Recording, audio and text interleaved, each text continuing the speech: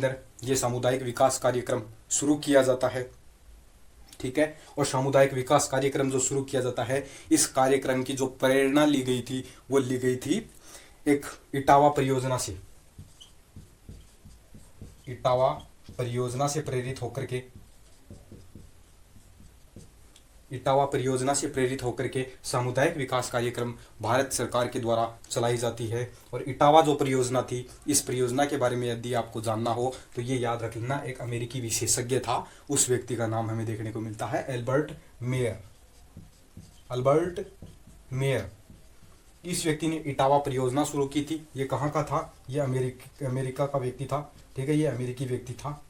इसने इटावा परियोजना शुरू की थी और इसी से प्रेरणा लेकर के भारतीय लोगों ने सामुदायिक विकास कार्यक्रम की शुरुआत की। भारतीय सरकार ने सामुदायिक विकास कार्यक्रम की शुरुआत की। और इसके क्या काम थे? तो इसका काम था ग्रामीण विकास से संबंधित गतिविधियों को यह क्रियान्वित करने का काम कर रही थी। ग्रामीण विकास से संबंधित कार्यों को करने के लिए इसे लागू किया गया। बाद में हम देखते हैं सामुदायिक विकास कार्यक्रम की सहायता के लिए एक और योजना शुरू की जाती है, जिसे राष्ट्रीय विस्तार सेवा के नाम से जाना जाता है। राष्ट्रीय विस्तार सेवा, एक ये योजना शुरू की जाती है राष्ट्रीय विस्तार सेवा, और इसको शुरू किया गया 1953 में। और इसको क्यों शुरू किया गया? ताकि सामुदायिक विकास कार्यक्रम जो चल रहा है उसी योजना को और ज़्यादा बल दिया जाए, और ज़्यादा ग्रामीण स्तर पर क्या किया जा सके, इसके सामुदायिक विकास कार्यक्रम की योजनाओं को लागू किया जा सके। इसलिए इस सामुदायिक विकास कार्यक्रम की सहायता के लिए एक और सेवा, एक और योजना शुरू कर दी जाती है। तो इस तरीके से ये दो योजनाएं शुरू की जाती है। लेकिन ग्रामीण विकास का तो कोई भी यहाँ पर वो नहीं हो रहा था, विकास नहीं हो पा रहा था, गाँव का विकास नहीं हो पा रहा था। इसी वजह से बाद में 1957 के अंदर 1957 के अंदर एक कमेटी बनाई जाती है कि भाई जो ये दो अपनी योजना शुरू की है, इसमें पैसा हम लगा रहे हैं, क्या ये पैसा सही तरीके से यूज हो पा रहा है? क्या ये सामुदायिक विकास कार्यक्रम और राष्ट्रीय विस्तार योजना सही तरीके से काम कर पा रही है? इसी की जांच करने के लिए एक समिति बनाई जाती है जिसका नाम था बलवंत राय मेहता समिति। बलवंत राय मेहता समिति। ठीक है, तो ये समिति बनाई जाती है वर्ष 1957 में। इस समिति को बनाया गया। समिति का मुख्य उद्देश्य यही था कि इन दोनों ही योजनाओं के अंदर जो काम हो रहे थे, क्या वो सही में ग्रामीण क्षेत्रों का विकास कर पा रहे हैं?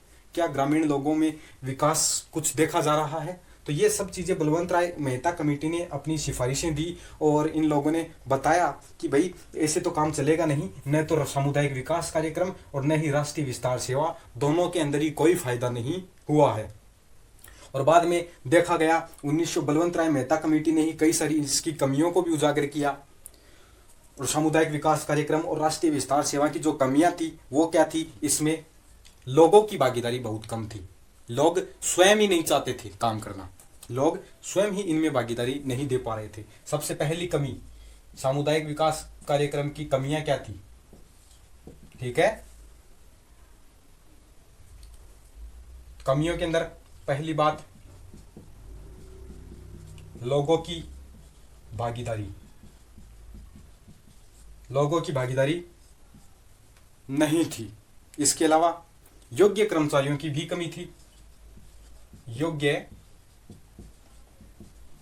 कर्मचारी, इनकी भी कमी थी। दूसरी बात, नौकरशाही में बाधाएं। नौकरशाही आजकल आप देखते हो ना, स्टेट बैंक को, SBI, नौकरशाही में बाधाएं। आपने देखा होगा वर्तमान में SBI बैंक की क्या हालत है। कर्मचारी KYC करने के लिए भी 7-7 दिन लगा देते हैं। वही कंडीशन इस सामुदायिक विकास कार्यक्रम और राष्ट्रीय विस्तार सेवा की थी। और इसी वजह से हम देखते हैं कि वहाँ पर जिन लोगों को काम में लगाया जाता था इन योजनाओं के तहत, वो ही विलासितापूर्ण जीवन जीने लग जाते थे। ठीक है, अपने आप को किंग समझने लग जाते थे।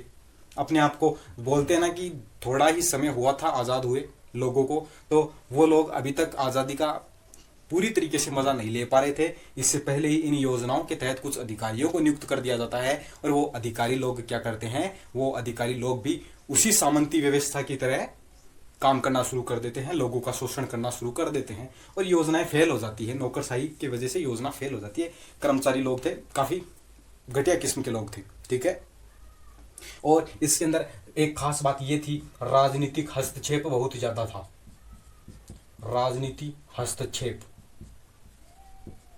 ये वो कमियां थी जिसकी वजह से सामुदायिक विकास कार्यक्रम और राष्ट्रीय विस्तार सेवा योजना फेल हो गई थी। और बलवंत राय मेहता कमेटी ने फिर एक सिफारिश दी और कई सारी इन्होंने सिफारिशें दी, ठीक है। 1957 में इन्होंने अपनी रिपोर्ट पेश कर दी थी बलवंत राय मेहता ने, कमेटी ने। और उस कमेटी ने क्या क्या सिफारिशें की वो भी हमें पता होना चाहिए। तो अब अपन चर्चा करते हैं बलवंत राय मेहता कमेटी की सिफारिशें।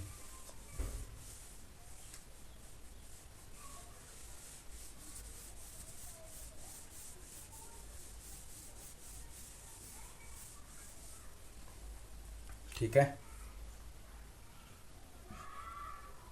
बलवंत राय मेहता कमेटी,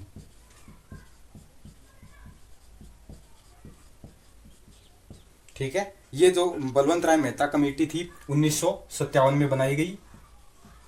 क्यों बनाई गई? सामुदायिक विकास कार्यक्रम 1952 की योजना, 1953 की राष्ट्रीय विस्तार सेवा योजना, इन दोनों ही योजनाओं के तहत ग्रामीण क्षेत्रों में विकास करने का उद्देश्य रखा गया था, लेकिन विकास नहीं हो पा रहा था। इसीलिए बलवंत राय मेहता एक समिति बनाई जाती है 1957 में। इसका उद्देश्य केवल यही था कि उन दोनों योजनाओं के फेल होने के पीछे क्या कारण था वो पता लगाया और इन्होंने अपनी प्रमुख सिफारिशें दी।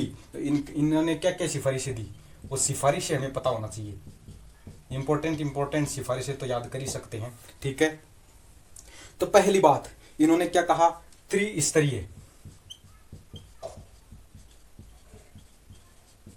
त्रिस्तरीय पंचायती राज पद्धति अपनाई जाए। त्रिस्तरीय पंचायती राज व्यवस्था अपनाइए।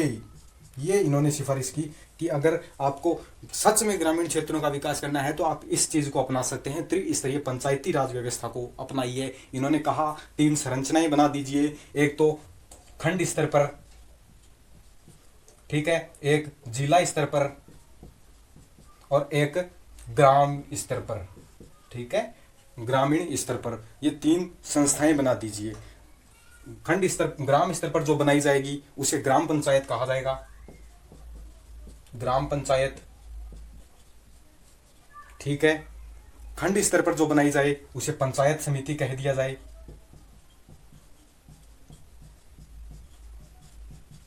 पंचायत समिति कहा जाए। और खंड स्तर पर जो बनाई जाएगी उसको क्या कहा जाएगा, इसको जिला परिषद कहा जाएगा, ठीक है। तो इन्होंने कहा कि आप त्रिस्तरीय पंचायती राज व्यवस्था को लागू कीजिए, ग्राम पंचायत, पंचायत समिति और जिला परिषद का गठन कीजिए और उनका गठन करके आप तीनों स्तर पर, गांव स्तर पर, खंड स्तर पर और जिला स्तर पर, तीनों जगह पंचायती राज व्यवस्था को आप एक पुरजोर तरीके से लागू कर सकते हैं, ठीक है। तो ये बात इनके द्वारा कही जाती है, ठीक है। तो इन्होंने कहा ये बात, और इन्होंने ये भी कहा कि जिला परिषद जो है उसका एक अध्यक्ष जो होगा वो जिलाधिकारी होगा, ठीक है। तो इन्होंने कहा जिला परिषद का अध्यक्ष जिलाधिकारी को ही बना दिया जाए, ठीक है।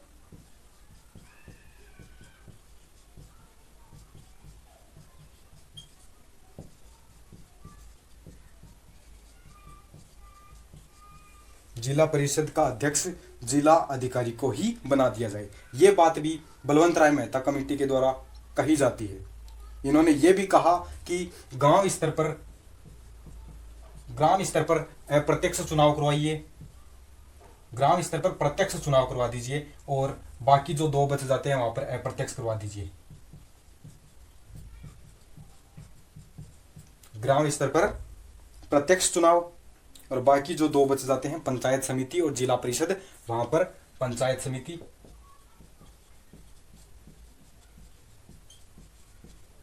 और जिला परिषद, इन दोनों पर अप्रत्यक्ष चुनाव करवा दीजिए। अप्रत्यक्ष चुनाव की इन्होंने बात कही। तो ये सब चीजें इनके द्वारा कही जाती है, ठीक है। तो इन्होंने 2 बात कह दी, त्रिस्तरीय पंचायती राज व्यवस्था लागू की जाए, जिला परिषद का जो अध्यक्ष बनाया जाए उसको जिला अधिकारी को ही बना दिया जाए, ग्राम स्तर पर जो चुनाव हो वो प्रत्यक्ष करवा दीजिए, पंचायत समिति और जिला परिषद जो है वहां पर अप्रत्यक्ष चुनाव करवा दिए जाए। ठीक है, तो ये सारी बातें जो है वो बलवंत राय मेहता कमेटी ने कही थी। ठीक है, और इन्होंने ये भी कहा कि पंचायत समिति और जिला परिषद इन दोनों को एक इम्पोर्टेंट काम ये भी सौंप दीजिए कि प्रबंधन से संबंधित सारे काम ये लोग ही करेंगे।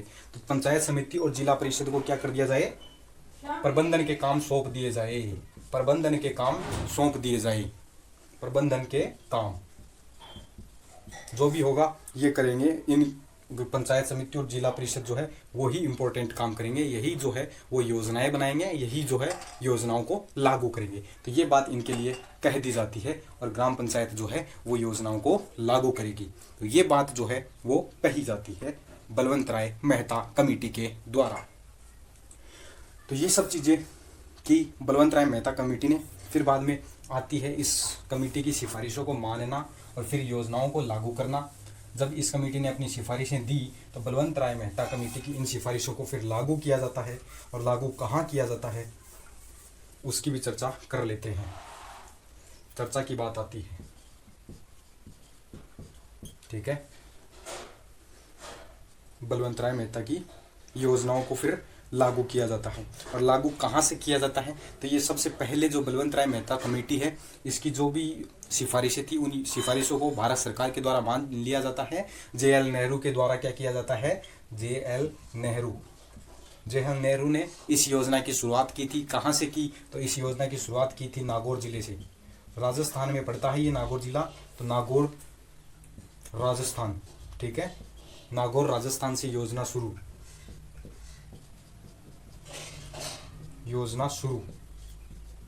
ठीक है, इस योजना को शुरू किया जाता है। तो इस तरीके से इस योजना को शुरू किया जाता है। वर्ष 1958 के अंदर इस योजना को एग्जीक्यूट कर दिया जाता है। और नागौर जिले से कब शुरू किया गया तो ये शुरू किया गया था 2 अक्टूबर 1956 को। 2 अक्टूबर 1956 को ये योजना शुरू कर दी जाती है। तो ये है बलवंत राय मेहता कमेटी की बात, जहाँ पर नागौर राजस्थान से शुरू कर दी जाती है। बाद में ये जो संरचना है बलवंत राय मेहता कमेटी, इसकी जो योजना है वो कई राज्यों में लागू की जाती है। कई राज्य इस समिति की सिफारिशों को मानते हैं और इस संरचना को अपना लेते हैं। अधिकतर राज्य जो थे वो सब लोग इस योजना के तहत बताई गई सिफारिशों को मान लिया और अपनी संरचना तैयार कर ली और कार्यभार शुरू कर दिया। फिर आती है अपनी अगली कमेटी जिसको कहते हैं